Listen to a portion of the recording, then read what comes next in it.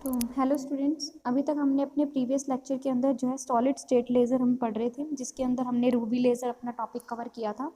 तो आज के लेक्चर में हम जो है पढ़ने वाले हैं गैस लेज़र। तो गैस लेज़र बेसिकली क्या होता है, ये भी क्या है, लेज़र की ही टाइप्स हैं। तो मैंने आपको अपने फर्स्ट लेक्चर में आपको बताया था कि जो लेज़र है that is basically divided into 3 categories: solid state laser, gas laser and the third one is semiconductor laser. ठीक है, तो आज हम जो है गैस लेज़र पढ़ेंगे और गैस लेज़र के अंदर हम जो आज करने वाले हैं that is helium neon laser. ठीक है, तो गैस लेज़र बेसिकली जो है आजकल बहुत ज़्यादा यूज़ होती है। ठीक है, और जो गैस लेज़र होती है that basically emit feeble power below 1 milliwatt and are used in laboratories, but other laser emits high power of the order of kilowatts and are used in industrial application। तो यहाँ पे क्या लिखा हुआ है, जो गैस लेज़र होती है उससे जो हमें पावर मिलती है वो जो पावर एमिट करती है उसकी वैल्यू जो होती है बच्चे 1 मिली वॉट से कम होती है और उसे हम जो है लेबॉर्ट्रीज़ में यूज़ करते हैं। ठीक है, तो इसका एग्जांपल हमारे पास क्या है, हीलियम नियॉन लेज़र। तो हीलियम नियॉन लेज़र को हम कहाँ यूज़ करते हैं बच्चे, ये जो गैस लेज़र है इनको हम यूज़ करते हैं बच्चे लेबॉर्ट्रीज़ में यूज़ करते हैं।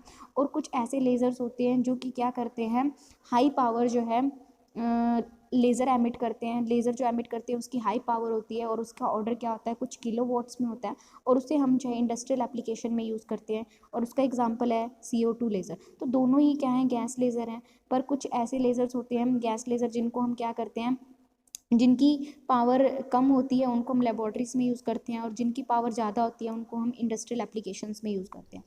ठीक है, उसके बाद क्या कह रखा है, in these lasers the rarefied gases are used as active medium and are excited by electric discharge. तो इसके अंदर क्या होता है, जो हमारे पास गैस होती है उसको हम एज एक्टिव मीडियम यूज़ करते हैं और उसे उसके जो एटम्स हैं, गैसेस एटम्स हैं, उनको हम एक्साइट करवाते हैं बाय इलेक्ट्रिक डिस्चार्ज। ठीक है, यानी कि करंट पास करके हम क्या करते हैं, एटम्स को लोअर स्टेट से हायर स्टेट में क्या कराते हैं, एक्साइट करवाते हैं। तो यहाँ ये N1 है, दिस इज़ योर N2। ठीक है, तो हम क्या करते हैं, यहाँ पे हम इलेक्ट्रिक डिस्चार्ज कराते हैं। जब इलेक्ट्रिक यानी कि इलेक्ट्रिसिटी हम प्रोवाइड करेंगे, इलेक्ट्रिक करंट पास करेंगे गैसेस मीडियम में अंदर, तो एटम जो होंगे वो लोअर स्टेट को छोड़ के हायर स्टेट में जाएंगे। तो सॉलिड स्टेट लेज़र में हमने क्या देखा था, हम उसमें ऑप्टिकल पंपिंग कराते थे। उसमें हम क्या करते थे बच्चे, ऑप्टिकल पंपिंग करते थे और एटम्स को क्या करते थे, हायर स्टेट्स में पॉपुलेट करवाया करते थे, यानी कि population inversion by optical pumping हम अचीव किया करते थे। पर गैस लेज़र के अंदर हम क्या कर रहे हैं बच्चे, इलेक्ट्रिक डिस्चार्ज मेथड का यूज़ कर रहे हैं। तो गैस लेज़र बेसिकली 3 तरह की होती है: ion laser, neutral atom laser and molecular laser. और हमारे सिलेबस के अंदर जो है हम यूज़ करने वाले हैं, जो हम डिस्कस करने वाले हैं that is neutral atom laser, helium neon laser. तो अब शुरू करते हैं अपना topic that is helium neon laser. तो हीलियम नियॉन लेज़र जो है फर्स्ट गैस लेज़र थी जो कि किन्होंने बिल्ड की थी, एलिजावन, W Bennett and D Herriott ने एट बेल टेलीफोन लेबॉर्ट्रीज इन USA इन 1961 में इन्होंने जो है फर्स्ट गैस लेज़र जो है डेवलप की थी। जैसे कि मैंने आपको बताया है कि ये जो गैस लेज़र है इसकी पावर जो ये एमिट करता है वो कि क्या है, लेस है आपकी, बहुत कम होती है 1 मिली वॉट से। तो इस करके हम इसको लेबॉर्ट्रीज़ में ही यूज़ किया जाता है। तो हीलियम नियॉन लेज़र जो है वो फर्स्ट मतलब एट बेल टेलीफोन लेबॉर्ट्री में जो है डेवलप हुई थी। और ये इसको किसने डेवलप किया था, किससे बिल्ड किया था, that is Ali Javan, W Bennett and D Herriott ने इन 1961 में। Now we will discuss the principle of helium neon laser. तो बेसिकली प्रिंसिपल क्या है आपका, कि ये क्या है, 4 लेज़र लेवल लेज़र है। तो हमने सॉलिड स्टेट लेज़र हमने पढ़ी थी, वो क्या थी बच्चे, 3 लेवल लेज़र थी। अब ये जो लेज़र है इसको हम क्या कहते हैं, 4 लेवल लेज़र। और इसके अंदर जो है ये जो है कंटिन्यूस वेव मोड में ही ऑपरेट होती है। तो इसके अंदर जो, अगर मैं इसका डायग्राम बताऊँ आपको तो क्या होगा बच्चे, level 1 that is your ground state, level 1 is your ground state and level 2, 3 and 4, 2, 3 and 4 ये क्या होंगे, आपके एक्साइटेड स्टेट्स होंगे। एंड हम क्या करते हैं बच्चे, लेवल 1 से लेवल 4 के अंदर जो है एटम को क्या करते हैं, एक्साइट करते हैं बाय इलेक्ट्रिकल पंपिंग। यानी कि हमें क्या करना होता है, जो लेवल 1 के जो एटम्स हैं उनको क्या करना होता है, एक्साइट करके लेवल 4 में हमें पहुंचाना होता है, ताकि क्या हो जाए, पॉपुलेशन इन्वर्जन जो है अचीव हो जाए। तो N4 इज जब ग्रेटर होगा N1 से तभी क्या होगा, पॉपुलेशन इन्वर्जन अचीव होगा। और उसके बाद क्या होगा, लेवल 4 से जो एटम्स हैं वो अल्टीमेटली क्या होंगे, यहाँ पे हमारे पास क्या होंगे, जो हमारे पास लेवल 4 में जो तो यहाँ पे देखो बच्चे, हमारे पास क्या है, N1 N2 N3 and N4 है, ये 4 लेवल्स हैं। तो उसके अंदर जो N1 लेवल है this is your ground state, and N2 N3 N4 जो है ये क्या है, वेरियस एक्साइटेड स्टेट। तो इस करके जो है इसके अंदर 4 लेवल्स होने की वजह से हीलियम नियॉन लेजर को हम कहते हैं बच्चे 4 लेवल सिस्टम। उसके बाद हमारे पास क्या है कि जो N1 है उसको हम क्या करते हैं, हायर लोअर लेवल से जो हम हायर लेवल में जब एक्साइट कराते हैं बाय इलेक्ट्रिकल पंपिंग, यानी कि गैस के अंदर जो है हम क्या करते हैं, इलेक्ट्रिक करंट पास आउट करते हैं, जिससे एटम क्या होते हैं, वो लोअर स्टेट को छोड़ के हायर स्टेट में एक्साइट हो जाते हैं। तो हमें जो है पॉपुलेशन इन्वर्जन अचीव हो जाता है। अब देखो यहाँ पे क्या होगा, यहाँ पे क्या होगा कि जब एटम्स हैं वो क्या होंगे, जब N4 जो है इसका जो है लाइफ टाइम बहुत कम होता है, शॉर्ट लाइफ टाइम होता है, तो ये क्या करते हैं, N4 से एटम्स जो है N3 में डीके होते हैं, और ये जो डीके होते हैं यानी कि अपने आप ही जो है N4 को छोड़ के कहाँ जाते हैं, N3 में आ जाते हैं। और ये जो डीके आपका क्या कहलाता है, आपका ये जो डीके होता है that is non radiative process के थ्रू जो है वो क्या करते हैं, डीके करते हैं। दैट मीन्स जो एटम्स जो है वो अपने आप ही क्या कर रहे हैं, अनस्टेबल थे, तो अनस्टेबल हो के क्या हुए, N4 से N3 में डीके हुए, और ये जो N3 में गए तो उनका जो डीके था दैट इज नॉन रेडिएटिव था। दैट मीन्स कि जब N4 से N3 में वो आ रहे हैं तो उन्होंने अपनी energy in the form of heat emit करी है, ठीक है, in the form of light नहीं, ठीक है, तो नॉन रेडिएटिव थे, ठीक है। उसके बाद क्या कह रहा है कि N3 जो लेवल 3 था वो भी क्या है, आपका अपर लेवल है। और यहाँ पे जो है इसका हम मान के चलते हैं, जो N3 का लेवल है अपर लेवल, इसका जो लाइफ टाइम है वो थोड़ा ज़्यादा है, ठीक है। यहाँ पे इसका हम मान के चलते हैं इसका लाइफ टाइम थोड़ा ज़्यादा है। दैट मीन्स जो भी एटम्स होंगे जब N3 में आएंगे तो कुछ देर तक वो यहाँ पे रहेंगे, कुछ देर तक, कुछ ज़्यादा देर तक वो यहाँ पे रहेंगे।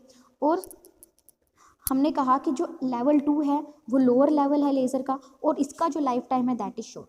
यानी कि यहाँ पे हमने मान के चला कि N4 से जब अनस्टेबल होकर N3 में आए, N3 का जो है लाइफ टाइम ज़्यादा है, तो वो काफ़ी देर तक एटम्स N3 में रहेंगे। और N2 का जो हमने क्या मान के चला, लाइफ टाइम मान के चला, यानी कि एटम्स के यहाँ पे होने रहने का जो टाइम है वो बहुत ही कम है as comparison to your N3 level.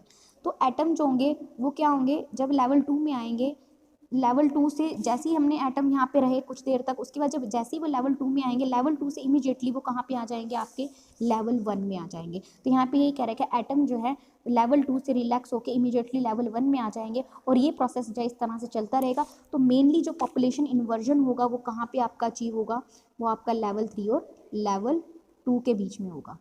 तो पॉपुलेशन इन्वर्जन कहाँ होगा, लेवल 3 और लेवल 2 के बीच में होगा। यानी कि जो एटम्स होंगे उनको हम एक्साइट करेंगे बाय इलेक्ट्रिकल पंपिंग, वो लेवल 4 में जाएंगे, लेवल 4 से अनस्टेबल होकर जब लेवल 3 में आएंगे तो नॉन रेडिएटिव डीके करेंगे, और यहाँ पे वो काफ़ी देर तक एटम्स जो है क्या होते जाएंगे, इकट्ठे होते जाएंगे काफ़ी, क्योंकि सारे एटम्स जो हैं डीके होते होते इस लेवल पे आएंगे, और इस लेवल पे इसका लाइफ टाइम बहुत ज़्यादा है, तो काफ़ी देर तक वो इस लेवल पे रहेंगे। तो जैसे ही वो इस लेवल से जब इस लेवल में आएंगे तो हमें क्या मिलेगा बच्चे, लेवल 2 में आएंगे तो इमीडिएटली वो लेवल 1 में आ जाएंगे, डीके होके कि इसका लाइफ टाइम कम है। तो ये जो है जो पॉपुलेशन इन्वर्जन हमने अचीव किया है that is between level 3 and level 2। तो हमने ये मान के चला N1 N2 N3 N4 जो है ये सारी क्या है, पॉपुलेशन डेंसिटीज़ हैं। तो अगर मुझे rate of change of population density fourth level की निकालनी है तो उस केस में हमारे पास क्या होगा, फोर्थ लेवल के केस में मुझे रेट ऑफ चेंज निकालना है तो सबसे पहले हमें क्या करना पड़ेगा बच्चे, कुछ ना कुछ रेडिएशन देनी पड़ेगी, जिसकी वजह से एटम जो है वो लोअर स्टेट को छोड़ के कहाँ गए, लेवल 4 में गए। तो यहाँ पे हमारे पास मान लो WP जो है दैट इज़ योर बेसिकली जो है आपकी फ्रिक्वेंसी ऑफ रेडिएशन है, ठीक है ना। तो WP N1, क्योंकि मुझे पता है रेट किसके प्रोपोर्शनल होता है, WP और N1 के। N1 क्या है, जो number of atoms in the ground state, ठीक है। उसके बाद कहाँ गए, N4 में गए, तो वो भी क्या हुए, WP N4, ठीक है। तो WP N4 यहाँ से ही जब यहाँ आएंगे तब भी कैसा डीके होता है बच्चे, इसमें भी हमें क्या करना पड़ता है, रेडिएशन देनी पड़ती है, तभी वो N4 से N1 में आ रहे हैं। तो यहाँ पे क्या होगा, माइनस ऑफ WP N4, और क्या है, माइनस ऑफ τ4 N4। तो यहाँ पे जो τ4 है that is your basically relaxation time, जब वो काफ़ी देर तक जो है जितना टाइम वो 4 से 3 से 2 में आ रहे हैं तब तक उसको कितना टाइम लगा, नेट रिलैक्सेशन रेट जो रहा है उसके प्रोपोर्शनल, ठीक है ना, माइनस ऑफ τ4 इंटू N4। तो τ4 क्या है आपका बेसिकली कि जब 4 से कहाँ ट्रांजिशन हुई होगी, 3 में हुई होगी, फिर 4 से ट्रांजिशन कहाँ हुई होगी, 2 में हुई होगी, और 4 से जब फाइनली ट्रांजिशन कहाँ हुई होगी, 1 में। तो τ4 इज़ बेसिकली τ43 42 एंड 41। तो उसके बाद हमने क्या किया है बच्चे, हमने जो बहुत सारे एटम्स जो थे उसको 4 लेवल से जब हम लेवल 3 में लेके आए तो बहुत सारे एटम्स जो हैं आपको मैंने बताया ये इमीडिएटली क्या करते हैं, डीके कर जाते हैं, ठीक है ना, 4 से लेवल 3 में आ जाते हैं। तो उसका जो हमारे पास अगर मैं बात करूं कि τ43 4 से 3 में आने का जो टाइम है that is basically larger than 4 से 2 में आने का, ठीक है। ऐसे ही 4 से 3 में आने का जो टाइम है लार्जर है किससे, 4 से 1 में आने का। तो 4 से 3 में आने का टाइम ज़्यादा है किससे, 4 से 2 में आने का। तो यहाँ से ऐसे dn3/dt हमने कैलकुलेट किया हुआ है, तो dn3/dt क्या होगा आपका, τ43n4, थर्ड का हम चेक कर रहे हैं तो क्या होगा, τ43 इंटू n4 फोर्थ, ठीक है, प्लस WL क्या है, रेट ऑफ स्टिमुलेटेड ट्रांजिशन, ठीक है। तो यहाँ पे भी रेट ऑफ स्टिमुलेटेड ट्रांजिशन थी, ये कहाँ है, स्टिमुलेटेड ट्रांजिशन 2 से 3 में, 2 से 3 में, ठीक है ना। यानी 2 से 3 में जो स्टेट ऑफ स्टिमुलेटेड ट्रांजिशन होगी वो क्या आएगी, WLN2 minus WLN3 minus of τ3 into N3। इस तरह से dn2/dt आप लिख लोगे तो क्या होगा बच्चे, हमारे पास τ42/n4 प्लस WL। अब यहाँ पे क्या होगा, WL जो है, WL जब हमने स्टिमुलेटेड हुई होगी तो ट्रांजिशन, तो WL के ऊपर डिपेंड करेगी और N3 के ऊपर डिपेंड करेगी, और ऐसी WL के ऊपर डिपेंड करेगी और N2 के ऊपर डिपेंड करेगी। इसी तरह से हमारे पास क्या होगा, minus of τ21 N2 plus τ32 N3। तो ये जो है हमारे पास, इस तरह से आप dn1/dt भी आप लिख लोगे। तो यहाँ से मेन चीज़ आपके पास क्या है, मेन चीज़ आपके पास क्या है यहाँ पे, ये क्या है, नेट स्टिमुलेटेड ट्रांजिशन जो 2 से 3 में हो रही है। तो अगर मैं τ3 लिखूँ, जो मैं रिलैक्सेशन टाइम, थर्ड का रिलैक्सेशन टाइम लिखूँ, तो थर्ड का रिलैक्सेशन टाइम क्या होगा, जब थर्ड लेवल से एटम सेकंड लेवल में आएंगे और थर्ड लेवल से एटम कहाँ आएंगे, फर्स्ट लेवल में आएंगे। तो τ3 हमारा किस तरह से लिखा जाएगा, τ32 से τ31। तो आगे जो है मैंने बताया कि जो पूरा जो नेट जो चेंज आ रहा है, अगर वो किसके इक्वल है, 0 के इक्वल है, नेट चेंज जो है, नेट रेट ऑफ चेंज अगर 0 के इक्वल है, तो यानी कि dn1 प्लस dn2, क्योंकि आप करके भी देखोगे, जब dn1/dt प्लस dn2/dt करोगे, इसको इसमें से ऐड करोगे, प्लस इसको, इन चारों को जब आप इक्वेशंस को ऐड करोगे तो ये आप करोगे देखोगे तो आपके किसके इक्वल आएगा, 0 के इक्वल आएगा। और n क्या है basically, that is n1 n2 n3, और ये हमेशा क्या रहता है, कांस्टेंट रहता है, यानी total number of atoms constant रहते हैं। और अगर मैं स्टेडी स्टेट की बात करूँ, कोई रेट ऑफ चेंज नहीं हो रहा है, तो उस केस में जो है सबका इंडिविजुअल रेट ऑफ चेंज क्या होगा, 0 होगा। तो वही लिखा हुआ है 0 होगा। अब यहाँ से बच्चे हमने क्या निकाला हुआ है कि WP_N1 माइनस, अब देखो रेट ऑफ चेंज जब मैं यहाँ पे 0 पुट करूँगी तो क्या हो जाएगा, WP_N1 minus N4 minus τ4 N4। यहाँ से मेरे पास क्या निकल के आ जाएगा, WP आप कॉमन ले लोगे तो N1 माइनस N4 था, ठीक है ना, ये दोनों से मल्टीप्लाई कर दिया। अब यहाँ से हमारे पास क्या है, N जो है, जो N1 है उसको मैंने किससे रिप्लेस कर दिया, N1 को रिप्लेस कर दिया N minus N2 minus N3 minus N4 से। तो N minus N2 minus N3 minus N4 से, तो यहाँ से WP_N4 माइनस τ4 N4। तो यहाँ से WP this term is equal to, तो N minus N2 minus N3 है, ठीक है, ये वाली टर्म इधर ले जाओगे आप। तो जब आप ये वाली टर्म इधर लेके जाओगे, WP_N4 minus WP_N4 2WP_N4 plus τ4 N4, ठीक है, ये चीज़ आ जाएगी आपके पास।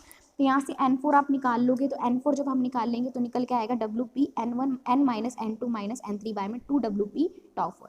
तो ये जो है बेसिकली क्या है आपका सिंपल, हमने N4 कैलकुलेट किया है। ऐसे ही जब आप ये सारी इक्वेशंस यूज़ करोगे और कुछ मैनिपुलेशंस करने के बाद N3 माइनस N2 बाय में N आप कैलकुलेट करोगे, आपको डायरेक्ट लर्न करना है, तो वो निकल के आएगा τ1 τ43 माइनस τ3 τ42, ठीक है ना, माइनस τ32 τ43। तो इस तरह से ब्रैकेट वाली सारी टर्म आपके पास आएगी। तो ये आपको जो है बेसिकली ये आपको लर्निंग करना है कि आपको कैलकुलेशंस करके नहीं दिखानी है, आपको एग्जैक्टली लर्न भी होना चाहिए, ठीक है। बस इतना याद रखना, जब आपने N3 कैलकुलेट कर लोगे, N2 कैलकुलेट करोगे, कैपिटल N आपको पता होगा, जब इसमें सब्सटीट्यूट करोगे वैल्यूज़ आपका निकल जाएगा। तो मेन हमारे पास जो रिजल्ट यहाँ से निकल के आता है कि ये कि एक तो ये जो τ43 है अगर ग्रेटर है τ42 से, τ43 अगर बड़ा है τ42 से, तो उस केस में जो है जो एटम्स होंगे वो 4 से मेनली कहाँ पे होंगे, मोस्ट ऑफ द एटम जो है लेवल 4 से मेनली कहाँ पे होंगे, आपके लेवल 3 में होंगे, और लेवल 3 से बाकी मोस्ट ऑफ द एटम वो क्या करेंगे, रिलैक्स होकर लेवल 2 में जाएंगे, ठीक है। तो इस अप्रॉक्सीमेशन का यूज़ करके हमारे पास क्या होगा, जब हम ये वाली अप्रॉक्सीमेशन यूज़ करेंगे τ21 इज़ ग्रेटर देन τ32, जब मैं ये वाली अप्रॉक्सीमेशन यूज़ करूँगी तो N3 माइनस N2 क्या होगा, हमारा पॉजिटिव होगा। यानी कि ये तो आपको करके देखना, देखो ये वाली टर्म जब हमारी पॉजिटिव होगी इस टर्म से, तो उस केस में जो है 4 से एटम जो है रिलैक्स होकर कहाँ जाएंगे, 3 में जाएंगे, ठीक है। उसके बाद जब 3 में बहुत सारे एटम्स रहेंगे, फिर बाद में वो रिफ्लेक्स होकर 2 में जाएंगे, और उस केस में हमारे पास क्या आ जाएगा, τ3 से सारा किसके ऊपर डिपेंड करेगा, τ32 के ऊपर डिपेंड करेगा। यानी जो τ3 था हमारा किसका फैक्टर था, τ32 से τ31 जब लेवल 2 में जा रहे हैं तो हम मान के चलते हैं ये टाउ 3 2 के इक्वल है। तो इस अप्रॉक्सीमेशन का भी हम आगे यूज़ करें, टाउ 2 1 से टाउ 2 1 अगर बड़ा है किससे, टाउ 3 2 से, अगर ये इससे बड़ा है तो उस केस में जो हमारा N3 माइनस N2 जो होगा वो हमेशा क्या रहेगा, पॉजिटिव रहेगा। तो ये वाली टर्म जो है हमेशा क्या रहेगी, आपकी पॉजिटिव रहेगी। तो रेट ऑफ रिलैक्सेशन जो है 2 से फर्स्ट में ज़्यादा फास्ट होता है एज कंपेरिजन टू 3 to 1, ठीक है ना। Arrival of atom from 3 to 1 and laser transition जो है वो 3 से 2 में ही होती है। तो ये कुछ इंपॉर्टेंट चीज़ें थी